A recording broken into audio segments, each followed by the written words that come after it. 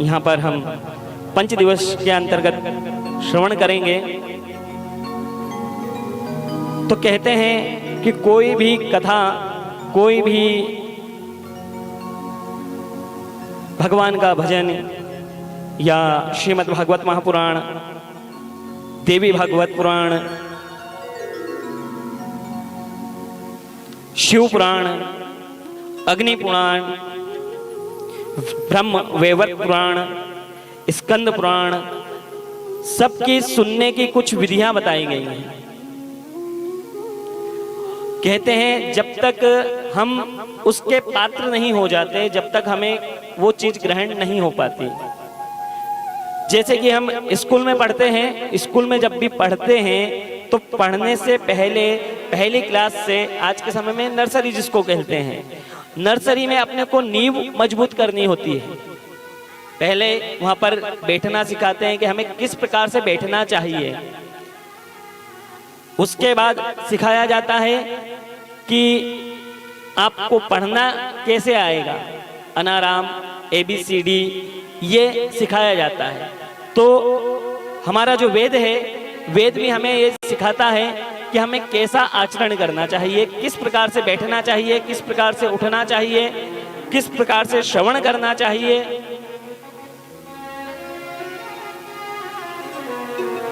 जैसा कि भगवान की कथाओं में वर्णन आता है कि हम लोगों को सबसे पहले जो हम लोग भूलते जा रहे हैं वो चीज अपनाने की जरूरत है। हम क्या भूलते जा रहे हैं? एक तो सदाचार भूलते जा रहे हैं। सदाचार किसको कहते हैं? धर्म किसको कहते हैं? दान किसको कहते हैं? स्नान किसको कहा जाता है? ये सबसे पहले ये चीज जानना जरूरी होती है। जैसे पहले के समय में श्री रामचरितमानस की एक चौपाई पे हम चलते हैं, उसी चौपाई से शुरुआत करते हैं। प्रातः काल उठ रघुनाथा, मात पिता गुरु ना वही माथा। ये श्री रामचरितमानस के अंतर्गत ये चौपाई है। जितने भी मेरे से बुजुर्ग बैठे हुए हैं उन सबको ये चौपाई याद होगी और इसका अर्थ भी याद होगा कि इस चौपाई का अर्थ क्या है। क्या हम लोग आज के समय में प्रातःकाल उठते हैं?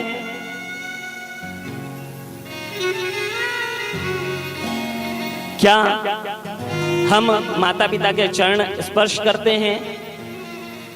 क्या हम राम राम, श्याम श्याम, कृष्ण नाम कहते हैं? क्योंकि किसी संत ने कहा है कि राम नाम बोलना भूल गए। किसी संत ने बहुत अच्छी बात कही है कि राम नाम बोलना भूल गए, हलो हाय बोलना चालू हो गया। और माता पिता बोलना भूल गए और क्या बोलना चालू कर दिया? मॉम डैड बोलना चालू कर दिया।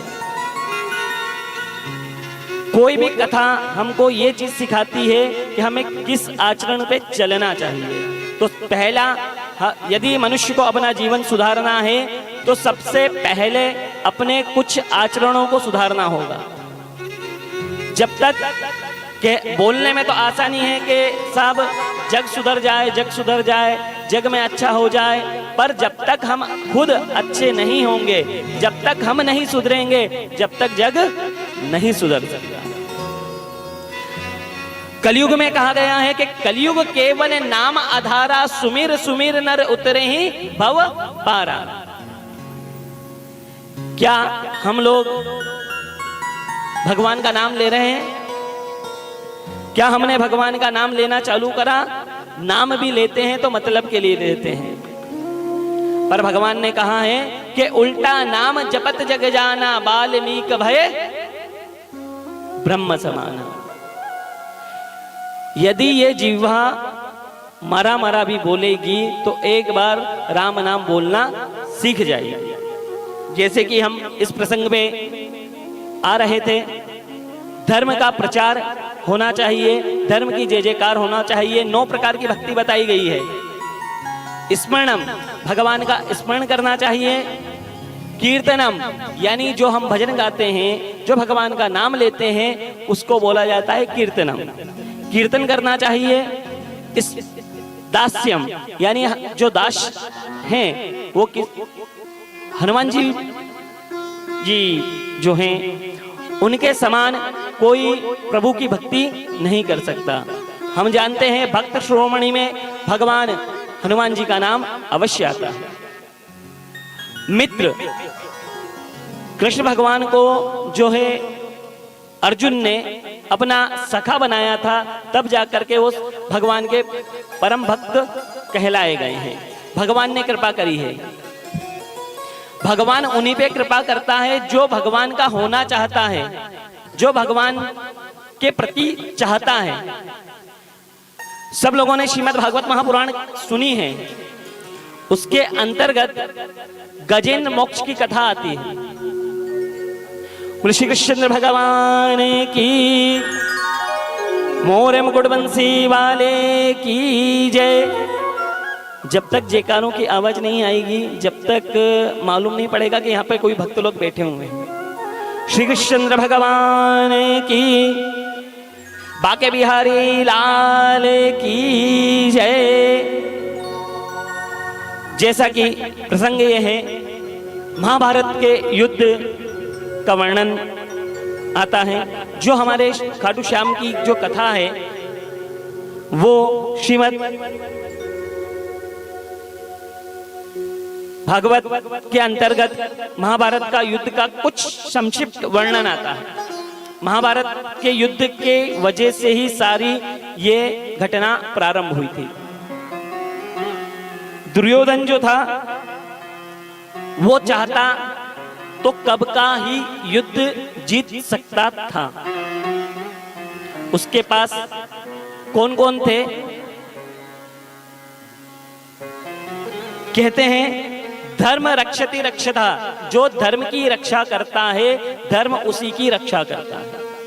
महाभारत में ये चीज वर्णन आई है।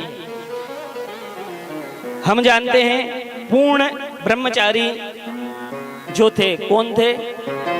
महाभारत के युद्ध में सबसे पूर्ण ब्रह्मचारी कौन है?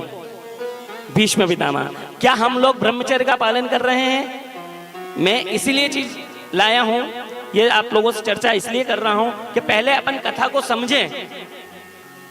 कथा को जब तक अपन नहीं समझ पाएंगे, कथा सुन करके इस कान से सुनेंगे, दूसरे कान से निकाल देंगे, पर जब तक हमारे जीवन में कुछ चीज समझ में नहीं आएगी, जब तक अपन उसको ग्रहण नहीं कर सकते। उदाहरण के लिए आपके पास एक छोटा सा गिलास है जिसमें 100 ग्राम दूध आता है। आप उसमें चाहो कि 1 लीटर दूध आ जाए, क्या आ सकता है? उसके लिए क्या करना पड़ेगा? अपने पात्र को बढ़ाना पड़ेगा। इसी प्रकार से जो कथा अपन सुनने जा रहे हैं, उस कथा की थोड़ी सी जानकारी अपने को होना चाहिए कि हमें क्या करना चाहिए। सबसे पहला ब्रह्मचर्य व्रत का धारण करना चाहिए। कोई भी हम कथा सुनते हैं, अपने जीवन में उतारते हैं। 7 दिन की जो श्रीमद् भागवत पुराण होती है, जितने भी पुराण हैं, उन सबका एक ही नियम बताया गया है कि ब्रह्मचर्य का पालन जरूरी है। बासी अन्न, रूखा सूखा अन्न का त्याग करना चाहिए। आज के समय में हम लोग क्या करते हैं, किसी को बुरा लगे तो मेरी तरफ से घर पे जाकर के 2 चपाती ज्यादा खा लेना। पर हम लोग आज के समय में क्या कर रहे हैं? हम लोग आज के समय में क्या कर रहे हैं? जो घर पे नहीं भोजन बनता, शास्त्रों में भोजन का वर्णन का बताया गया है अन्न से उत्पन्न। ना तो चाउमीन का आपका उसमें जिक्र आया है, ना फास्ट फूड का जिक्र आता है। भोजन में जिक्र आता है तो दाल रोटी सब्जी, इसका ही जिक्र आता है। तो जैसा खाएंगे अन्न वैसा बनेगा, यानी जैसे ही बोलेंगे वाणी तो वैसी होगी आप लोगों का विचार भी वैसा ही होगा। जैसी करेंगे संगति वैसा आएगा आप पर असर। इसी प्रकार से युद्ध में चाहते भीष्म पितामह तो पूरा युद्ध बदल सकते थे, पर क्यों नहीं बदल पाए? उसके पीछे कारण क्या है कि उन्होंने धर्म का साथ नहीं दिया। ये कथा महाभारत का युद्ध ये बताता है कि जो अधर्म का साथ देता है वो कभी भी सफल नहीं होता, हमेशा अंत में सत्य की जीत कही जाती है। दूसरा हम लोगों के पास ज्ञान होना चाहिए, किस तरह से हमें भगवान की कथा सुनना चाहिए। और ज्ञानियों में श्रेष्ठ महाभारत में सबसे ज्ञानी किसको बताया गया है? गुरु। थोड़ा सा मैं आप लोगों के से चाहूंगा कि आप लोग कथा सुन रहे हैं, आप लोगों को थोड़ा सा जानकारी हो तो मुझे भी बताएं, जिससे हम आपस में मिलकर के कुछ चर्चाएं कर सकें। तो ज्ञानी सबसे कौन थे? द्रोणाचार्य जी सबसे ज्ञानी थे। वो चाहते तो द्रौपदी का चीरहरण को रोक सकते थे। रोक सकते थे कि नहीं रोक सकते थे? रोक सकते थे। यानी उन्होंने क्या करा? अधर्म होते हुए देखा, अधर्म होते हुए देखा, फिर भी उनको, पर कहा जाता है गुरु द्रोण के पास बहुत अस्त्र शस्त्रों का ज्ञान था, और इन्होंने जो अस्त्र शस्त्र का ज्ञान लिया था वो परशुराम जी से आपने ज्ञान प्राप्त किया था, ज्ञान अर्जन किया था। और विष्णु भगवान से साक्षात नारायण अस्त्र आपने प्राप्त किया था। आपके पास इंद्र अस्त्र भी था। पहले के समय में बंदूकें नहीं चलती थी, पहले के समय में मिसाइलें नहीं चलती थी। पहले के समय में जो है जितने भी देवी देवता होते हैं, अग्नि अस्त्र का मतलब होता है जो अग्नि उड़ाए, जिसको आज के समय में हम लोग क्या बोलने लगे? पटाखे, रॉकेट, जो ऊपर उड़ करके अपनी निशाना साध देता है। और पहले के समय में यही जो ज्ञान होता था वो दिया जाता था। तो गुरु द्रोणाचार्य जी थे, वो ज्ञानवान थे, वो जानते थे कि मैं अधर्म का साथ दे रहा हूं, फिर भी मुझे वहां पर रहना पड़ेगा। तीसरा, पूर्ण स्वाभिमानी। और आज के समय में हमारे पास कोई स्वाभिमान नहीं है। जिसका हम नमक खाते हैं उसी की थाली में छेद करने के लिए तैयार रहते हैं। ये आज की प्रवृत्ति बताई गई है, पर शास्त्रों में बताया गया जिसका खाएंगे अन्न। इससे बढ़िया किसी संत ने कहा है कि सबसे वफादार तो कुत्ता होता है, जो आपके यहाँ का अन्न खा करके आपके प्रति वफादार होता है। हम जो भक्त होते हैं, हम लोग मानव के जीवन में होते हैं, हमारे पास जो कष्ट आ जाता है तो हम किसके पास बोलते हैं? अपनी बुआ जी के पास, काका जी के पास जाकर के बोलते हैं। कभी हमने सोचा भगवान के पास जाकर के बोलें? भगवान कहते हैं निर्मल मन सो मोहि पावा, मोय कपट छल छिद्र न भावा। भगवान एक और चीज बताते हैं कि पतिव्रत धर्म जो होता है वो सबसे बड़ा धर्म बताया जाता है। और आज के समय में वो भी धीरे धीरे क्षीण होता जा रहा है। माता गांधारी चाहती तो भी अपने पुत्र का, जब पुत्र वधू का चिर हरण हो रहा था, उस समय चाह करके अपने पुत्रों को रोक सकती थी। कोई भी माता जो होती हैं वो अपने बच्चे की प्रथम गुरु कही जाती है। सही करना क्या है, गलत क्या हो रहा है, यदि माँ ही अपने बच्चों को गलत कार्य के लिए प्रेरणा देती है तो वो कार्य दिन पे दिन बिगड़ता जाता है। और फिर क्या हाल होता है? किसकी तरह हाल हो जाता है? दुर्योधन की तरह हाल हो जाता है। माँ ने कहा कि हे बेटा, एक काम करो, तुम मेरे सामने निर्वस्त्र होकर के आ जाओ, मैं तुम्हें ठोस पत्थर का बना दूं। किसके बल पे बनाऊंगी? जो मैंने पति की सेवा करी है, एक मन लगा करके जो मैंने पति की सेवा करी है, उसके तप के बल से मैं तुम्हें ठोस कर दूंगी।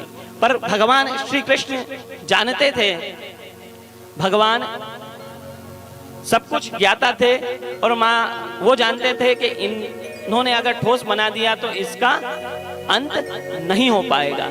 तो कृष्ण भगवान ने कहा कि पहली बात तो उम्र में आप बड़े हो चुके हो, छोटा बच्चा हो, 2 साल 4 साल 5 साल का, तब तक तो ठीक है, पर उम्र में आप बड़े हो चुके हो, कुछ शर्म आनी चाहिए। तो भगवान ने क्या लगवा दिए? पत्ते, जिससे एक स्थान निश्चित हो गया कि वध किस जगह से होगा, जंघा पर। यहां पर कोई संत कहते हैं कि यदि मां चाहती, जब द्रौपदी का छेड़हरण हो रहा था, उसी समय आंखों से पट्टी हटा देती और उसी समय अपने पुत्रों को दंड दे सकती थी। ये कथा हमको ये सिखाती है। कथा जो है भीम का हडिम्बा से विवाह, उसके बाद घटोत्कच का जो नाग कन्या के साथ विवाह हुआ, उसके बाद की जो कथा है वो हम लोग सब श्रवण करेंगे। उससे पहले हम भगवान का स्मरण करेंगे, भगवान का ध्यान करेंगे। श्री कृष्ण भगवान की जय। मोर मुकुट बंसी वाले, राम नाम।